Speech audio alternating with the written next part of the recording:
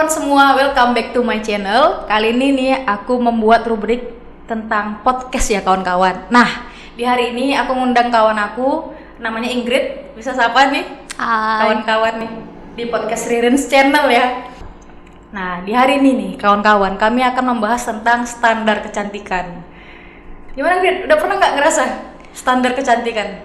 Mungkin ya kawan-kawan di rumah, apalagi yang perempuan ya, pernah ngalami situasi di mana kalian tuh ngerasa insecure ataupun nggak bisa memenuhi standar kecantikan gitu. Kalau Ingrid sendiri gimana nih Ingrid? Duh, itu jelas banget sih. Kalau standar kecantikan beda negara, beda standar. Kalau dari pengalaman yang udah aku alamin, aku cuma nemu satu quote standar kecantikan. Sebenarnya semua wanita cantik, cuma salah negara aja. Salah negara aja. Kalau misalnya kita punya gigi gingsul gitu kan, bagus di Jepang aja gitu katanya. Salah negara kan, jangan di Indonesia. Kalau di Indonesia kan gitu standar kecantikan tinggi, putih, terus mancung, kurus itu. Kayaknya kita banyak kali standarnya gitu. Terlalu standar. Kalau di Asia kebanyakan kayak gitu, harus yang kulit putih standar kecantikannya. Kalau di luar negeri malah mereka yang kulit putih itu pengen menghitamkan coklatin diri gitu kan. Bener banget. Nge-training kulit gitu kan. Kayak mana? Pernah dibully nggak? Ya ampun, bully secara langsung sih enggak. Tapi kalau misalnya ngerasa karena apalagi ya dalam tanda kutip kayak plus size gitu, itu agak susah sih. Tergantung lingkungan kita juga yang ngadepin, cara kita ngadepinnya ya. Kalau misalnya lingkungan kita suportif, kita secara nggak langsung ya pasti ngerasa santai aja. Tapi kan sekarang kan lagi banyak kampanye love yourself. Jadi mau lingkungan seperti apapun, ya aku sendiri yang harus ngubah cara aku untuk mencintai diri aku, gimana cara orang pandang aku. Tapi yang paling kerasa itu kalau aku nggak makeup dan pakai makeup itu kerasa banget. Sampai sekarang nggak? Masih sih, soalnya terakhir aku nggak pakai makeup ke bank itu kayak Ke bank mesti pakai makeup gitu? ya harus dong. Kalau misalnya nggak pakai makeup gimana ya, cara orang melihatnya itu loh, cara menghargai itu beda. Contoh. Misal nih kalau aku nggak pakai makeup nih ke bank, dipanggil ibu. Jadi bu, hari ini layannya seperti ini, ada yang bisa saya bantu lagi? Bu, bu ya. Kalau aku pakai makeup, jadi kak hari ini ada yang bisa dibantu lagi. Bahkan nggak, gimana sih ngomongnya kayak boleh minta nomor telepon? Itu parah. Nomor telepon dong. Sampai ditanya ya sama teller yang cowok kalau pakai makeup ya. Kalau nggak pakai makeup panggilnya bu. Itu tadi kan kita bahas tentang makeup nih. Standar kecantikan. Ya kali ini konteks sebelumnya kan bahas tentang saat perbedaan waktu pas Ingrid pakai makeup sama nggak pakai makeup kan. Nah, Ingrid pernah nggak ngalami situasi waktu pas lagi ini badannya? Dari awal itu aku waktu volunteer ke Papua. Kayak ke Papua ya. Aku kan orangnya kalau misalnya jalan-jalan jauh tuh volunteer, aku nggak pernah pakai makeup full. Paling cuma bedak anti UV sama lipstick biasa doang kan, biar setidaknya nggak kelihatan pucat. Aku lagi bedakan kan. Terus aku nggak tahu kenapa tiba-tiba kakak itu nyamber. Bedak lo itu doang. Bedak aku yang aku bawa itu Mars. Lagi ke Papua ya? Itu lagi ke Papua, itu volunteer tujuannya ya. Bedak lo itu doang. Ya, aku kan nggak ngerti. Iya, kenapa kak? Hah, pantes lah, udah gede, jelek, make up lo cuma itu doang. Badan kayak gitu, lo yakin ada perusahaan yang mau nge-hire lo? Terus tiba-tiba yang satu lagi nyamber. Ya iyalah, jangan kan perusahaan cowok juga nggak ada yang sudi mau jadi suami lo. Dijawabin sama yang lain? Iya, aduh nggak ngerti lagi. Terus dengan bangganya mereka bilang ini, kalau dibandingin dengan kita sih yang pegawai bank, make upnya dibiayai sama bank, gajinya banyak, kita punya pacar yang dapat duit gajinya ya gitu. Kalau bandingin lo, itu doang sih. Pada waktu itu reaksimu gimana? Diem aja. Oh gitu ya kak, kalau gitu tips biar jadi cantik apa ya? Diem. Kakak-kakak itu ada 2 orang waktu itu yang saling menambahin gitu? Ada. Temannya juga? Enggak teman sih, baru kenal di volunteer itu juga. Nah, sama perempuan kayak gitu ya? Nggak tahu, mungkin mereka abis pindah jadi perempuan atau gimana, nggak tahu. Habis pindah.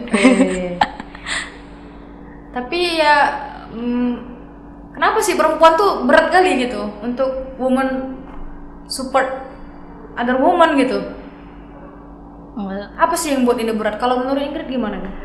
Kalau mungkin karena pengalaman dia dari kecil kali, karena dia merasa nggak pernah ada yang support, terus dia mikir ngapain gue support orang kalau gue nggak pernah di support, mungkin gitu ya. Mungkin. Atau berpikir bahwa kita tuh harus bersaing sama perempuan gitu untuk membuktikan siapa yang punya nilai lebih, mungkin gitu. Ya ampun, harus banget bersaing ya. Iya. Nah itu dia. Oh my god. Why? Nggak tahu, karena aku nggak merasa bersaing sama perempuan manapun, kecuali nih kalau misalnya kita bersaingnya itu untuk mendapatkan minimal kayak ibu-ibu gitu loh, kata diskon itu bersaing. Itu baru bersaing. Tapi kalau bersaing cuma buat biar cantik, bermake up, terus bisa di hire perusahaan atau gimana, itu kayak ya aku nggak tahu, nggak kepikiran sampai ke situ. Kita tuh yang aku alami ya, jadi cewek tuh serba salah. Jangan jadi cewek kalau gitu, kita yuk Jadi perempuan. jangan jadi cewek ya. Jadi cewek tuh apa ya, berat sih. Itu yang amat disayangkan ya. Banyak kita sebagai perempuan itu dibenturkan sama nilai-nilai lain gitu. Orang ngambil nilai lain, misalnya nilai agama, misalnya Nilai budaya. nilai budaya gitu. Oh ya, Ingrid apa, orang apa? Aku Batak. Orang Batak itu ada nggak tuntutan dari orang Batak gitu? Kalau perempuan Batak itu harus begini gitu. Kalau secara tradisional perempuan Batak itu dinilai dari anaknya. Kalau misalnya aku punya anak perempuan, katakanlah pendidikan aku S1. Kalau sebagai perempuan Batak tradisional, aku akan dikatakan sukses kalau anak perempuan aku minimal S1. Atau kalau misalnya dia S2 atau selebihnya, itu aku udah sukses banget istilahnya. Tapi kalau makin kesini, aku ngerasa, kalau aku ngeliat ya, orang-orang, aku sebagai orang Batak, perempuan sukses itu dinilai dari sinamotnya yang tinggi. Sinamot tinggi itu bisa dinilai dari dia kerja di perusahaan mana, dia PNS, kerja di BUMN kah, suaminya dokter kah, suaminya PNS kah, suaminya mungkin dari kawan-kawan dia nggak tahu nih Ingrid, itu sinamot itu apa gitu? Sinamot itu kayak mahar nikah gitu. Iya. Jadi semakin gede sinamotnya, ya ceweknya itu berarti sukses, apalagi mama bapaknya sukses sekalipun itu. Nanti kalau dia nanti kalau dari sana dinaikkan gitu. Nanti kalau dari sana ya aku itu sinamot anaknya berapa miliar, nggak tahu lah itu. Dapat pengakuannya sih. Itu kalau dia. Kalau yang laki-lakinya gimana? Kasihan sih yang laki-laki kerja keras jadinya. Kan nanti pasti kalau cewek Batak datangin cowok Batak, dia nanya, berapa bang bisa sinamot bang? Atau misalnya kerja keras lah bang biar bisa sinamot, pasti gitu. Aduh, kasihan kali. Nggak ke cewek gitu ya? Iya. Kena standar. Jadi akhir-akhirnya ujung-ujungnya jokes cowok Batak itu banyaknya itu nggak usah lah nyari boru niraja, kita cari aja boru lain tapi kita jadiin boru niraja. Jokes cowok Batak sekarang rata-rata kayak gitu. Aku jadi kayak ya pun kasihan banget. Berarti kayak ya gue Batak, ntar gak dapet tuh gue cowok Batak. Iya. Terus jadi kayak aduh sedih aja gitu. Jokesnya jadi kayak gitu. Pernah ragu pas mau ngambil S2 kan? Pernah banget. Gara-gara tuh siapa yang mau sama aku gitu? Gara-gara iya pasti gitu. Ntar orang bilang udah jangan sekolah tinggi-tinggi, apalagi jangan terlalu pilih-pilih cowok, tersusah dapet suaminya. Ampun. Itu sedih banget sih. Kita harus menarik napas ya. Gak tau lagi sih mau bilang menarik apa. Dan melepas napas dengan berat ya. Ya kawan-kawan, gitulah kehidupan hari ini. Kehidupan aku dan Ingrid untuk memenuhi standar kecantikan. Oke. Ya, gimana Ingrid? Bisa disapa teman-temannya? Ya intinya kita cantik sih semuanya, cuma salah negara aja. Oke. Ya, kita semua tuh cantik gitu. Ya itu diafirmasi ke diri kita masing-masing. Kita tuh cantik dengan cara kita sendiri.